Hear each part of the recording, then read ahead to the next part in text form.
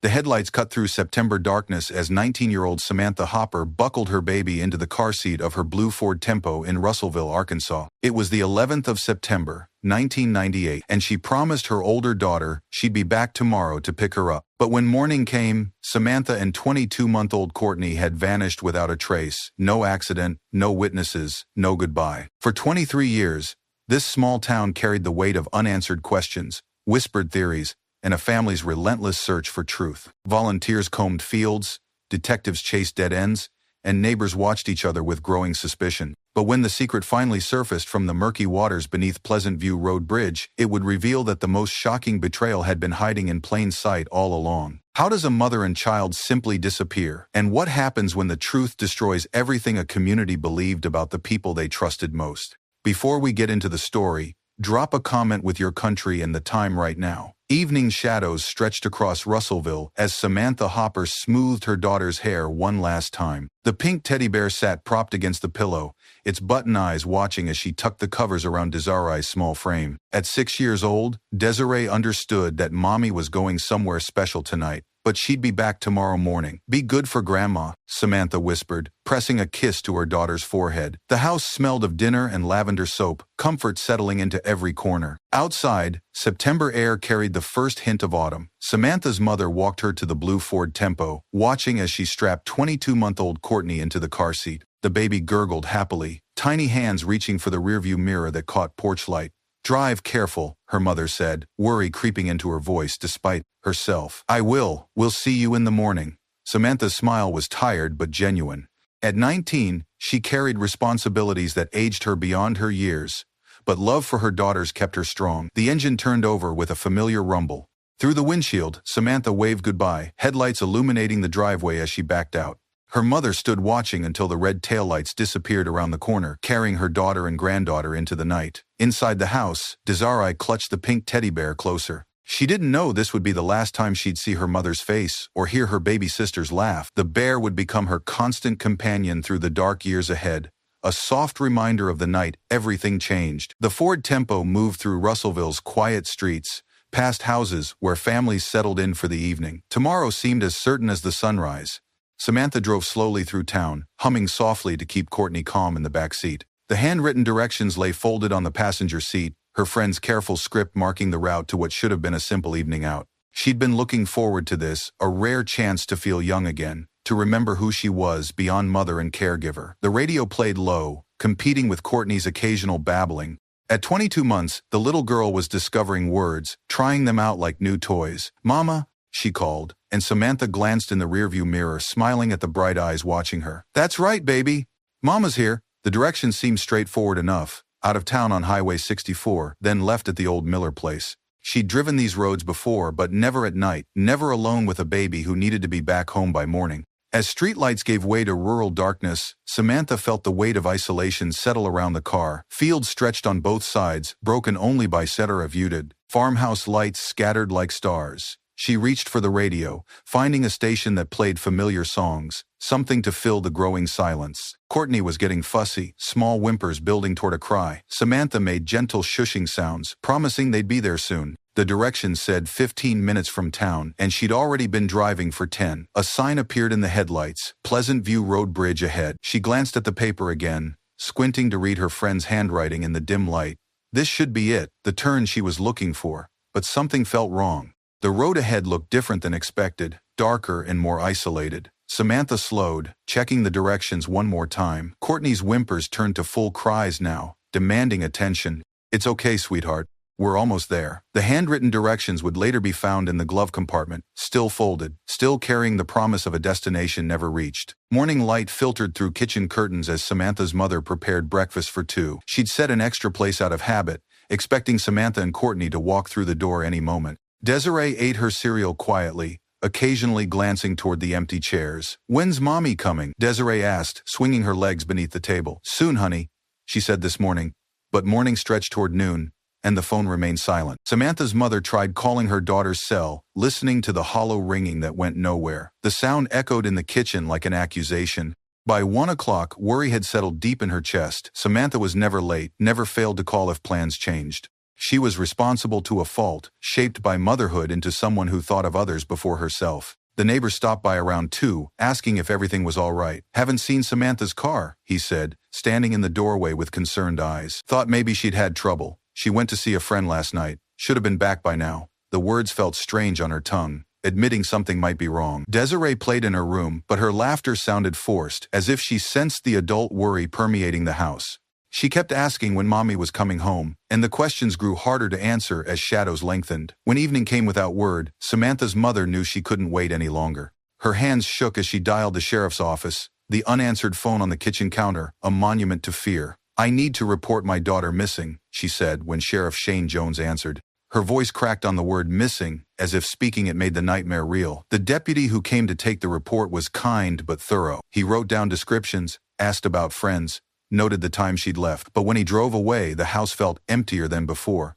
Dezarae fell asleep clutching the pink teddy bear, and her grandmother sat by the unanswered phone, waiting for a call that would explain everything. Dawn brought volunteers to the First Baptist Church of Russellville. Word had spread through the small community like ripples in still water. Samantha Hopper and her baby were missing. Sheriff Jones spread county maps across folding tables in the fellowship hall, his voice steady as he organized the search. "We'll work in grids," he explained to the gathering crowd. "Farmers, you know your land best. Hunters, check the wooded areas. Everyone else, take the roads and ditches."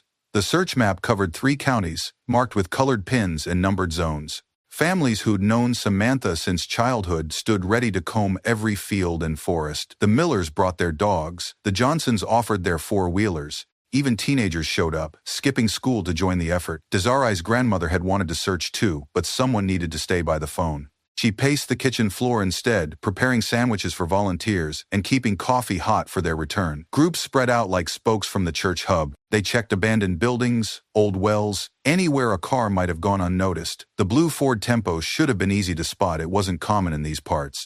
By noon, the first groups were returning empty-handed. Radio chatter filled the church as teams reported in. "Nothing on Highway 7. Check the old quarry, no sign. Miller's Pond is clear." The search map grew more complex as the day wore on, each cleared zone marked with different colored ink, but the growing web of lines only emphasized what they hadn't found. As afternoon faded, Sheriff Jones gathered the volunteers again. His face showed the strain of leading a search with no trail to follow. "We've covered a lot of ground today," he said, "but we're not done. Anyone who can come back tomorrow, we'll expand the search area." People filed out quietly, promising to return, but doubt had begun to creep in. In a small town, secrets were hard to keep, and disappearances were even harder to explain. The search map remained on the church table, a testament to hope and growing desperation. The countryside diner buzzed with whispered conversations 3 days after Samantha disappeared. Coffee cups clinked against saucers as theories passed from table to table, each one more unsettling than the last. The small town was doing what small towns do, filling silence with speculation. At the corner booth,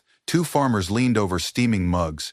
"Maybe she ran off with someone," one suggested. "Young girl like that, 2 kids might have gotten overwhelmed." "Not Samantha," his companion replied firmly. "That girl was devoted to those babies. Wouldn't leave them for anything." Across the diner, the postal worker stirred sugar into her coffee with nervous energy. "Could have been an accident. Dark road. Baby crying in the back seat. Easy to miss. A curve." "But where's the car?" someone asked. "You don't hide a vehicle that easy around here." The conversations always circled back to the same questions. No skid marks had been found on any road. No witnesses had come forward. The blue Ford Tempo had simply vanished, along with a mother and child who should have been impossible to lose. Sheriff Jones stopped by the diner most mornings, nursing black coffee while listening to the town's theories. Some had merit, he'd checked them all. Others were born from fear and the need to make sense of senseless things. "What about that man she was supposed to meet?" someone suggested. "Maybe he knows something." But when deputies tracked down the friend, she claimed Samantha had never arrived. "The plans had been tentative," she said.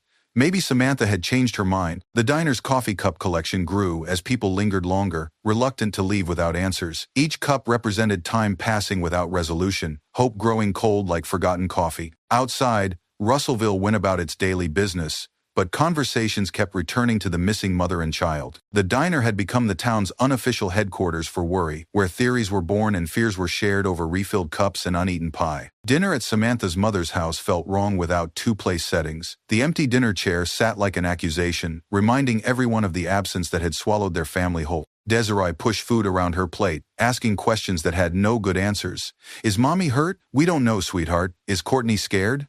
We're praying they're safe." The chair where Samantha used to sit had become a shrine to hope and desperation. Her mother couldn't bring herself to remove it, couldn't accept that her daughter might never fill it again. Instead, she set a place each night, as if setting the table might summon them home. Friends from church brought casseroles and kind words, but their visits felt like condolences for the living. They spoke in hushed tones about prayer and faith, but their eyes held the same fear that kept Samantha's mother awake at night. Detective Eric Riggs visited twice that first week, asking gentle questions about Samantha's routine, her friends, any troubles she might have mentioned. He was thorough and kind, but his notebook filled with details that led nowhere. She was a good mother, her grandmother told him repeatedly. Never would have left Dezarae behind. I believe you, Riggs said, and his sincerity offered small comfort. But belief couldn't fill the empty chair or explain the silence that had replaced laughter in their home. Dezarae had stopped asking when Mommy was coming back, but she still set aside bites of her favorite foods, saving them for a return that seemed less likely each day. The dinner table had become a monument to loss, the empty chair, a daily reminder that some disappearances tear holes in the world that never properly heal. Even when they finally cleared the table each night, the absence remained, heavy as grief and just as permanent. 1 year later, the First Baptist Church of Russellville held a memorial service that felt too much like a funeral. Samantha's birthday candle flickered on a cake no one would eat, while hymns filled the sanctuary for a mother and daughter who might never hear them. The congregation gathered not to celebrate, but to remember and refuse to forget. Dezarae sat in the front pew beside her grandmother, wearing the pink dress Samantha had bought her last Christmas. At 7 years old, she understood more than adults realized. The absence had become part of her world, as constant as sunrise and just as impossible to change. Pastor Williams spoke about faith in dark times, about the mysteries God allows in a fallen world. His words were meant to comfort, but they couldn't answer the question that haunted every heart. Where were Samantha and Courtney? The birthday cake remained untouched after the service. Samantha would have been 21, old enough to legally celebrate in ways motherhood had never allowed. Instead, her mother blew out the candle alone, making wishes that felt more like prayers. Dezarae's school friends had stopped asking about her mother months ago. Children adapt to absence faster than adults, but they also forget faster. Only Dezarae held every memory close, afraid that forgetting might make her mother disappear even more completely. That night, after the memorial service, she sat in her room with a photo album, turning pages that showed happier times. Samantha smiled from every picture, holding babies, opening presents, laughing at birthday parties that seemed to belong to another world. The birthday candle had burned down to nothing, wax pooling on the untouched cake, but its smoke had carried prayers upward, hopes that somehow, somewhere, Samantha and Courtney were still alive and might still come home. Time was becoming the enemy now, each passing month making their return seem less like possibility and more like miracle. The case file for Samantha and Courtney Hopper grew thick with dead ends and false leads, then thin with neglect as 1999 became 2000. Sheriff Jones moved the folder from his active desk to a filing cabinet, then to a storage room where hope went to die quietly. Presumed dead, he wrote on the final report, the words bleeding authority he didn't feel. But after 18 months of searching, the department had exhausted every lead, followed every whisper, checked every abandoned building in 3 counties. The blue Ford Tempo had vanished as completely as if it had never existed. No parts had surfaced at local shops. No one had tried to sell it. Even the most thorough criminals left traces, but this case offered nothing. Detective Riggs kept the file on his desk longer than he should have, reading through witness statements that contradicted each other, and timelines that led nowhere. The neighbor who claimed to have seen Samantha that night couldn't agree on the time. The friend who was supposed to meet her changed her story twice. Every lead unraveled when pulled. Other cases demanded attention, fresh crimes with hot trails and evidence that might actually lead to answers. The Hopper case became a ghost story told among deputies, a reminder that some mysteries resist solution. In the storage room, the case file joined hundreds of others' cold cases from decades past, each representing someone's unanswered questions and unfinished grief. Samantha and Courtney became statistics, their names filed alphabetically between highway and housing. But in a small house across town, their absence remained vibrantly alive. Dezarae had learned to stop asking about the investigation, but she never stopped believing answers existed somewhere. The case file might gather dust, but her determination grew stronger with every passing year. The official presumption of death couldn't kill a daughter's hope or a grandmother's faith that truth, however delayed, would eventually surface. Dezarae's school drawings showed a family of 4 figures holding hands, but 2 were drawn in lighter pencil, faded like memories growing dim. At 8 years old, she'd learned to navigate questions about her missing mother with practiced deflection, but art revealed what words couldn't express. "Tell me about your picture," her teacher said gently, kneeling beside the small desk. "That's me and Grandma," Dezarae pointed to the solid figures. "And that's Mommy and Courtney. They're not here right now, but they're still part of our family." The school counselor met with her monthly, watching for signs of trauma or delayed grief. But Dezarae had developed an armor of resilience that impressed and worried the adults around her. She was too mature for her age, too accepting of loss most children couldn't comprehend. Other kids whispered about the girl, whose mother disappeared. Some avoided her, as if tragedy might be contagious. Others stared with morbid curiosity, wondering what it felt like to have such a dramatic story. Dezarae had learned to handle both reactions with quiet dignity that should have been beyond her years. She deflected pity with jokes and satisfied curiosity with brief, rehearsed explanations. But in art class, her true feelings emerged. Every drawing included the missing figures faded but present, occupying space that remained theirs despite their absence. Her teacher kept the drawings in a special folder, understanding they represented healing and hope wrapped together. The school drawing would later be found in Dezarae's bedroom, preserved between book pages like a prayer.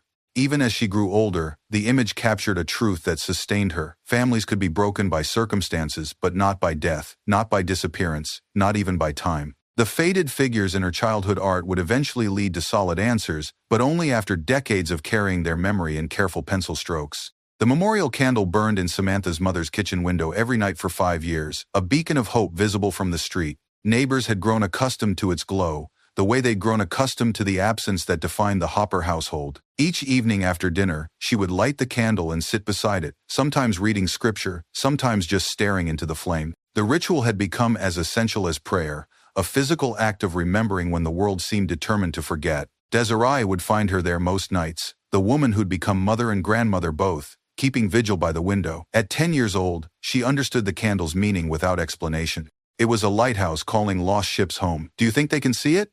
Dezarae asked one night, climbing onto the chair beside her grandmother. "I think they know we're waiting," came the spare, soft reply. The candle had burned through seasons of grief and seasons of hope. It had flickered through thunderstorms and blazed through calm nights. When one candle consumed itself, another took its place, the flame passing unbroken through years of uncertainty. Church members had suggested other ways to remember: memorial gardens, scholarship funds, dedicated prayers during service. But the candle felt more immediate, more personal. It was communication across the void, a message sent nightly into darkness. Sometimes strangers would notice the light and ask about it. The explanation had been practiced over years. "My daughter is missing. The candle helps her find her way home." Most people offered sympathy and moved on, but some understood the depth of faith required to tend a flame for 5 years without answers. The memorial candle had become Russellville's most persistent mystery, not why it burned, but how someone could maintain such hope against such silence.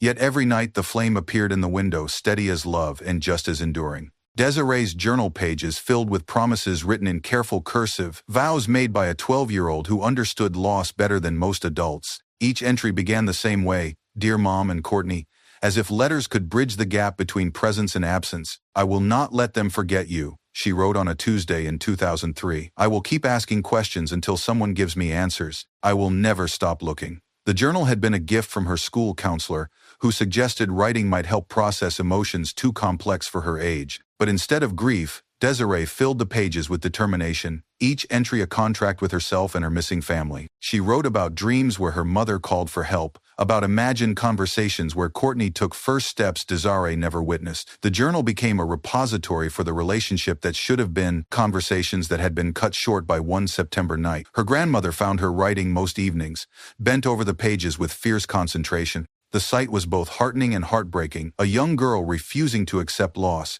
channeling grief into stubborn hope. "I researched private investigators today," one entry read. "When I'm older, I'll hire the best ones. I'll offer rewards.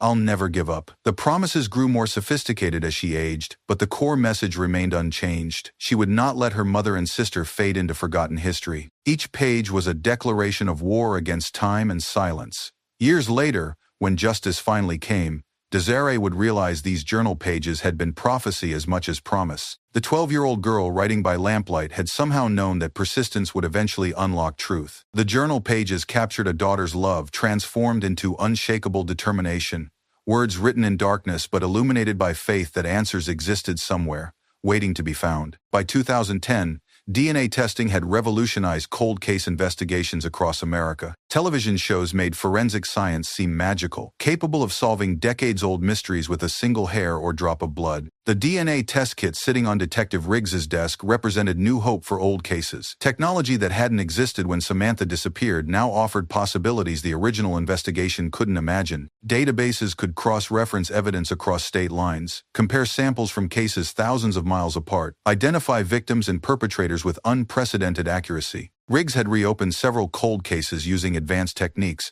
bringing closure to families who'd waited years for answers. But the Hopper case remained frustratingly evidence-free. No crime scene existed. No witnesses had come forward.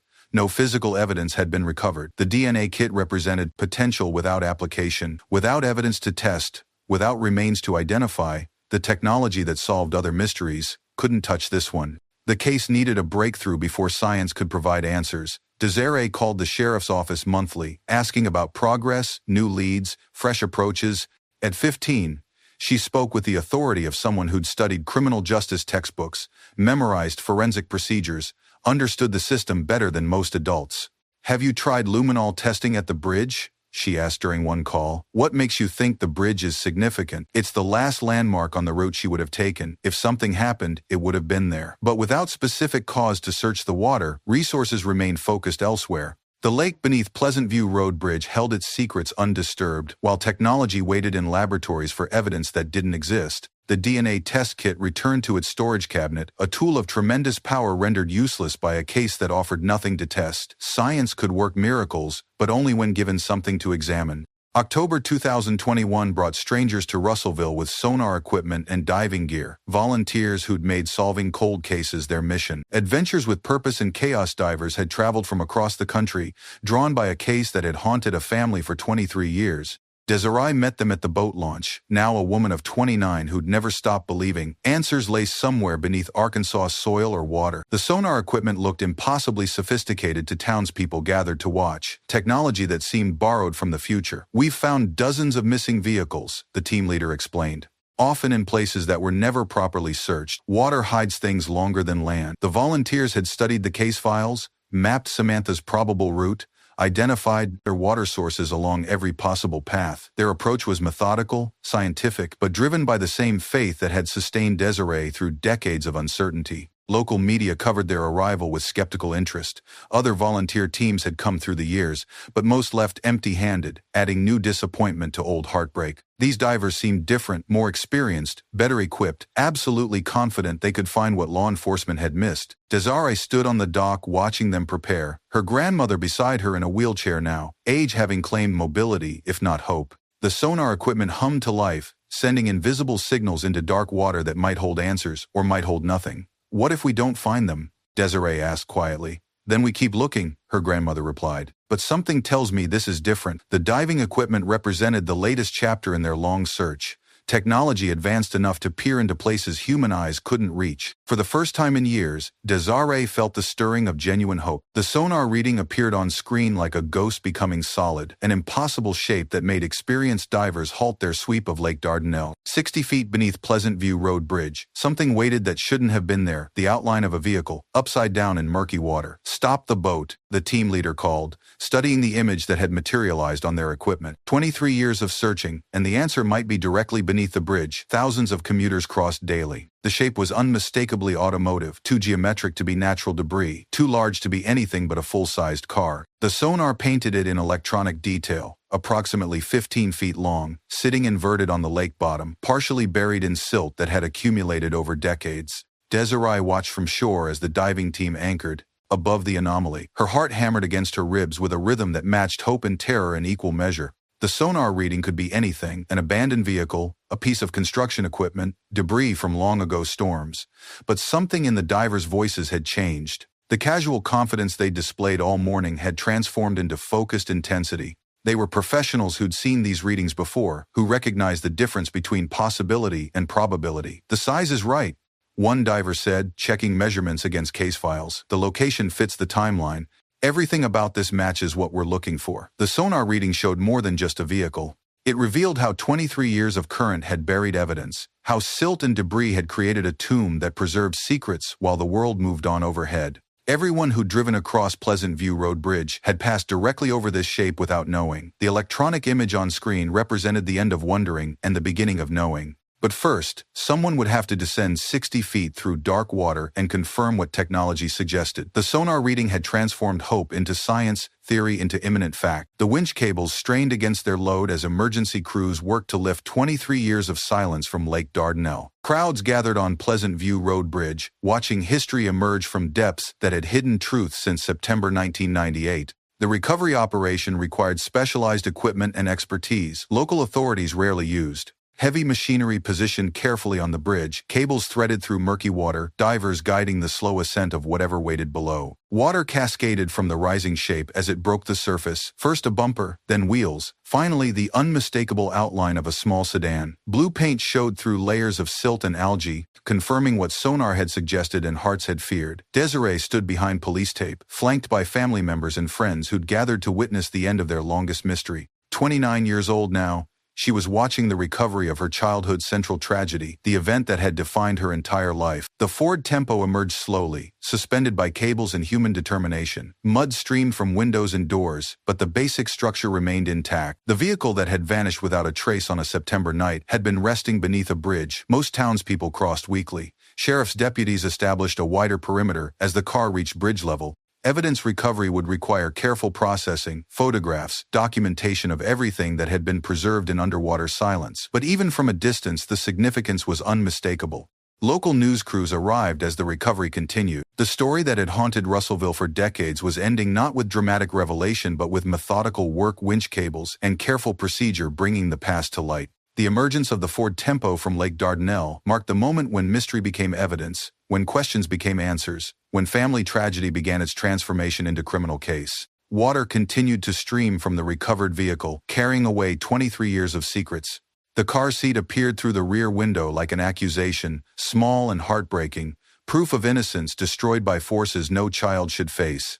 Silt covered everything, but the basic shape remained unmistakable, designed to protect a toddler who'd never had a chance to grow up. Crowds pressed against police barriers, trying to see what 23 years of water had preserved. The car seat had been secured properly, still strapped in place where a mother's careful hands had buckled her baby for what should have been a routine trip. Dezarae broke down. When she saw it, decades of controlled grief finally overwhelming the strength she'd maintained through years of uncertainty. Her grandmother reached for her through the wheelchair, two women confronting the physical evidence of loss they'd carried in their hearts since 1998. The car seat represented everything the case had stolen: Courtney's first words, first steps, first day of school. Every milestone that should have been but never was, preserved in twisted metal and faded fabric beneath Arkansas water. Emergency workers continued their careful documentation, photographing the scene from every angle before disturbing evidence that had waited decades for recovery. The car seat would be crucial to forensic analysis, but its meaning transcended science. For Dezarae, it was proof that her sister had existed,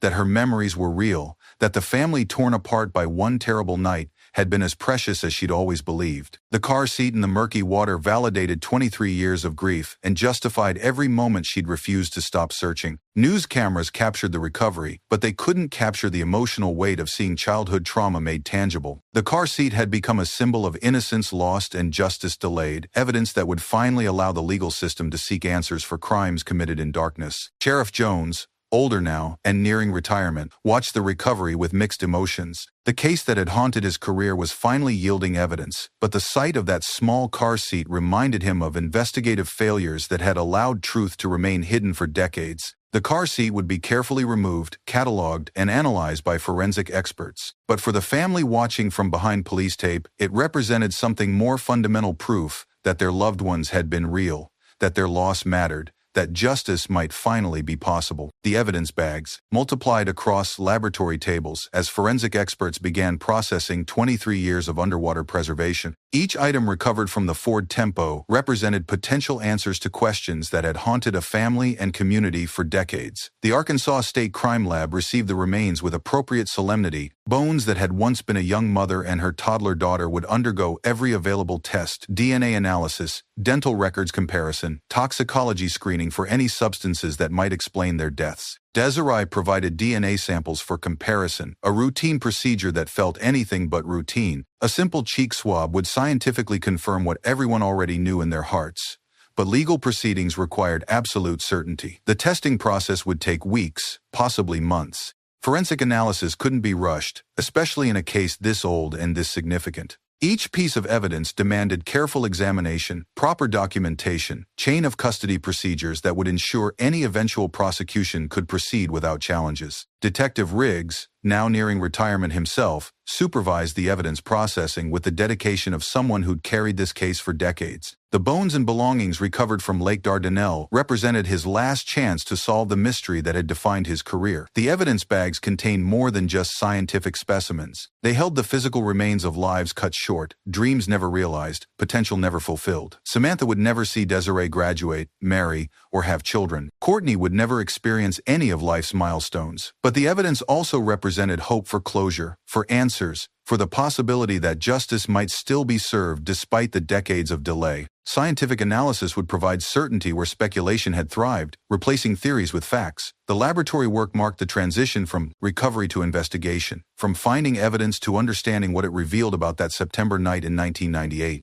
The 30th of December, 2021, brought the phone call that ended 23 years of uncertainty. Detective Riggs's voice was steady but gentle as he delivered news that shattered and healed simultaneously. DNA analysis had confirmed the remains were Samantha Hopper and Courtney Holt. The official report contained clinical language that couldn't capture emotional truth. Positive identification through maternal DNA comparison translated to a daughter's worst fears confirmed and longest hopes fulfilled. The waiting was over, but the grief was just beginning again. Dezarae collapsed into her grandmother's arms, 29 years of controlled strength finally giving way to the reality she'd both dreaded and needed. They were gone. They had been gone since that September night, but now they were found. The confirmation opened doors that had been sealed for decades.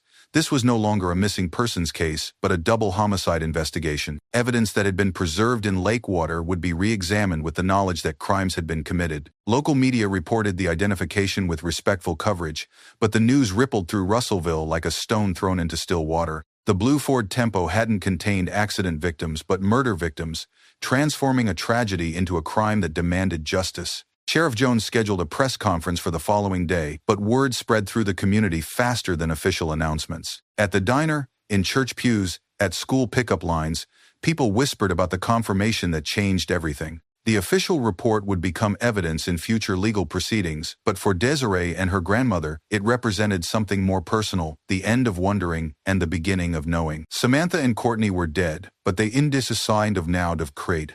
Were no longer missing. The confirmation marked the moment when a family's private grief became public demand for justice, when scientific certainty created legal obligations that had been impossible while the case remained unsolved. Investigators reopened case files with fresh eyes, studying witness statements that had seemed routine 23 years earlier. One account stood out with troubling clarity: the neighbor who claimed to have seen Samantha's car that night, whose timeline had never quite aligned with other evidence. Detective Riggs spread the original reports across his desk, noting inconsistencies that had been overlooked during the initial investigation. The neighbor's story had changed subtly between interviews, small details shifting in ways that might be explained by poor memory or deliberate deception. His first statement claimed he'd seen the blue Ford Tempo around 9 p.m., heading toward Pleasant View Road, but the second interview moved the time to 8:30, and the third suggested it might have been 10 p.m. Such variations were common in witness testimony, but combined with other factors, they created a pattern worth examining. The neighbor had lived near the bridge, in a position to observe traffic on the road where Samantha's car was eventually discovered. He'd been among the first to join search efforts, volunteering information and assistance with apparent eagerness to help. But helpful witnesses sometimes had ulterior motives. Killers occasionally inserted themselves into investigations, offering aid while monitoring police progress. The neighbor's quick willingness to search areas near his home might have been community spirit or something darker. Riggs marked the man's file with red ink, designating him as a person of interest after decades of being considered just another concerned citizen. The shift felt significant. The case finally had a potential suspect instead of only victims. Reopening old files required delicate work. Evidence that had seemed unimportant in 1998 might be crucial now that investigators knew crimes had been committed. Every witness statement, every alibi, every timeline would be scrutinized with the knowledge that someone in Russellville had killed a mother and child, then hidden their bodies for 23 years. The red-marked file represented the first real lead the case had produced since the night Samantha disappeared. Forensic technicians made the breakthrough while re-examining fiber evidence recovered from the Ford Tempo's interior. Advanced testing technology available in 2022 revealed details that 1998 analysis had missed microscopic fibers that matched clothing associated with the neighbor who'd been so helpful during the original search. The fiber evidence was damning but not definitive. Defense attorneys could argue contamination, secondary transfer, coincidental similarity, but combined with the inconsistent witness statements and geographic proximity to the crime scene, the fibers transformed suspicion into probable cause. Detective Riggs studied the laboratory report with the satisfaction of someone who'd waited decades for a breakthrough. The overlooked fibers had been hiding in evidence bags for 23 years, waiting for technology advanced enough to reveal their secrets. The fibers matched a distinctive jacket the neighbor had worn during search operations, a detail captured in news photographs from 1998. He'd helped look for victims while wearing clothes that connected him to their deaths, a level of audacity that suggested either supreme confidence or psychological compulsion. Prosecutors would need more than fiber evidence to secure a conviction, but it provided foundation for expanded investigation. Warrants could be sought, phone records examined, associates interviewed. The case had momentum for the first time since Samantha's disappearance. The neighbor had managed to hide in plain sight for 23 years, participating in community life while carrying the secret of double murder. He'd attended church services where prayers were offered for the missing family, participated in memorial events that honored their memory, expressed sympathy to relatives while knowing exactly what had happened that September night. The fiber evidence represented scientific validation of investigative instincts, proof that the helpful neighbor's excessive interest in the case had been motivated by guilt rather than civic duty. Justice was finally within reach, delayed but not denied. Technology had revealed what human observation had missed, turning overlooked evidence into the foundation for long overdue accountability. Dawn light filtered through curtains as deputies surrounded the modest house, where the neighbor had lived quietly for decades, maintaining the facade of an ordinary citizen while hiding extraordinary crimes. The arrest warrant felt heavy in Sheriff Jones's hands paper that would finally bring justice to Samantha and Courtney. The knock came at 6 a.m., firm but professional. When the door opened, the man who'd helped search for victims 23 years earlier stood in pajamas in confusion, blinking against porch lights and the weight of accountability finally arriving. "You're under arrest for the murders of Samantha Hopper and Courtney Holt," Detective Riggs announced, producing handcuffs that clinked with metallic certainty. The neighbor's face showed shock that might have been genuine or carefully practiced. For over 2 decades, he'd maintained innocence through community involvement, church attendance, and expressions of sympathy for the grieving family. But handcuffs don't distinguish between guilt and performance. Neighbors emerged from houses along the quiet street, watching as their longtime resident was led to a patrol car. This was the man who'd waved from his yard, attended neighborhood barbecues, shoveled snow from elderly residents' driveways. The disconnect between image and reality left observers struggling to process what they were witnessing. The arrest represented validation for Dezare's years of insisting that someone in Russellville knew what had happened to her family. She'd been right, the answer had been hiding in plain sight, wearing the mask of helpful citizen while carrying the burden of unspeakable crimes. News of the arrest spread through town faster than official announcements. At breakfast tables and coffee shops, residents grappled with the revelation that evil had been living among them, disguised as normalcy and protected by time's passage. The handcuffs that secured the neighbor's wrists also secured a family's faith that justice, however delayed, would eventually arrive for those who refused to stop seeking truth. News broadcasts shattered the morning quiet across Arkansas as reporters announced the arrest that stunned a community. Russellville man charged in 1998, disappearance of Samantha Hopper and daughter. Television screens carried booking photos and courthouse footage while residents tried to reconcile familiar faces, unthinkable crimes. The news broadcast reached every household in Russellville, transforming coffee conversations and school pickup discussions. Parents who'd allowed their children to play in the arrested man's yard now questioned their judgment. Church members who'd sat beside him in pews wondered what other secrets might be hiding behind friendly smiles. The coverage extended beyond local media. National news outlets picked up the story of a cold case solved after 23 years, volunteer divers finding evidence that law enforcement had missed, a small town confronting the reality that murder had been living quietly in their midst. Dezarae watched the broadcasts with emotions too complex for simple satisfaction. Justice was coming, but it couldn't restore the years lost, the milestones missed, family gatherings that would forever include empty chairs. The arrest was a beginning, not an ending. The neighbor's photo appeared alongside archival footage of the original search efforts, creating jarring juxtaposition. The same man who'd expressed concern for missing persons had been responsible for their deaths. The visual evidence of his participation desperation in search efforts, while knowing the truth added layers of betrayal to the criminal charges. Social media amplified the story beyond traditional news coverage. True crime enthusiasts shared theories and timelines, analyzing the case that had finally yielded answers. The story became viral content, but for those who'd lived it, the attention felt intrusive rather than validating. The news broadcast marked the moment when Russellville's private shame became public scandal, when a community's hidden wound was exposed to external scrutiny. Justice was coming, but it would be performed on a stage larger than anyone had anticipated. The diner fell silent when news of the arrest broke, coffee cups frozen halfway to lips as longtime customers processed the impossible. The man they'd known for decades, who'd eaten breakfast at table 6 every Tuesday, who'd helped organize search parties for the missing family, was now accused of their murders. Conversations that had once speculated about external threats now turned inward, examining how thoroughly they'd misjudged someone who'd shared their community for years.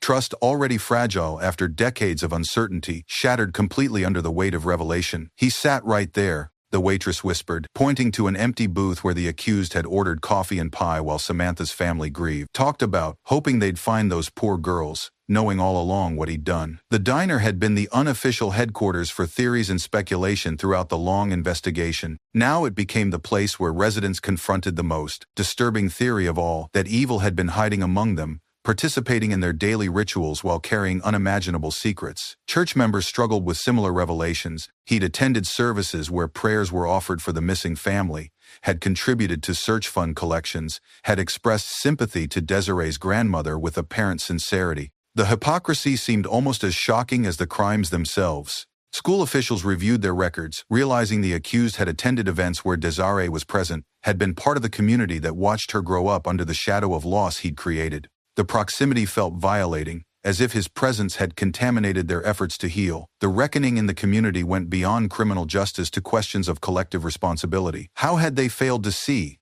What signs had been ignored? Could earlier recognition have prevented decades of suffering for an innocent family? The diner's coffee grew cold as customers grappled with truths more bitter than any beverage. Hundreds of candles flickered like stars against the darkness at Lake Dardanelle, where the community gathered to honor Samantha and Courtney while beginning their own healing process. The vigil drew people from across Arkansas, united by the story that had finally found resolution after 23 years of uncertainty. Dezarae stood before the crowd with steady voice and trembling hands, holding a photograph that showed her mother and sister in happier times. The image seemed impossibly young and distant, capturing joy that had been stolen by evil but never truly destroyed. "My mother and sister have been found," she said, her words carrying across the water where their remains had waited for so long. "Justice has been delayed, but it will not be denied. Today we remember them not as victims, but as the loving people they were." The vigil candles created a constellation of remembrance, each flame representing prayers offered across the years, hope maintained through the darkest periods, faith that truth would eventually emerge from silence. The light reflected off water that had hidden secrets while the community searched everywhere else. Pastor Williams offered prayers for healing, for justice, for the courage to confront difficult truths about trust and vigilance. His words acknowledged the community's pain while pointing toward redemption that could only come through facing reality with open hearts. Dezarae's grandmother, now frail but present, watched from her wheelchair as the town finally acknowledged what her family had endured. The vigil represented official recognition of loss that had been private for too long, validation of grief that had been carried alone. Children who hadn't been born when Samantha disappeared listened to stories about the young mother who'd loved her daughters with fierce devotion.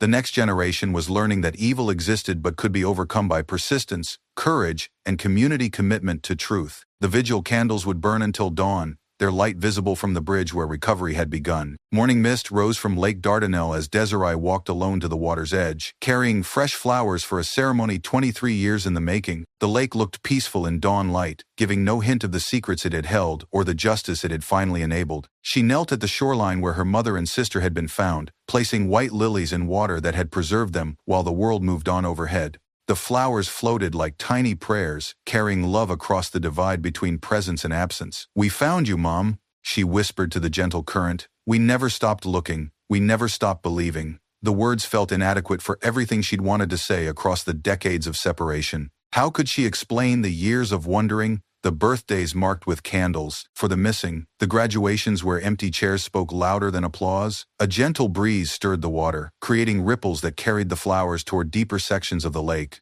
Dezarae watched them disappear, finally able to let go, because she finally knew where her family had gone. Behind her, the bridge stretched across water that no longer held secrets. Traffic would resume its normal patterns, commuters would cross without thinking of the tragedy that had played out below. But for this family, the bridge had become a place of resolution rather than sorrow. "You're home now," she said, voice stronger with each word. "Both of you are home." The flowers had vanished into morning mist, but their message remained clear. Love had endured across 23 years of uncertainty. Justice had arrived despite every obstacle. And finally, after 2 decades of searching, Samantha and Courtney Hopper were truly home. The lake reflected sunrise as Dezarae walked away, her vigil complete, her promise fulfilled, her family's story finally ending not with mystery but with peace.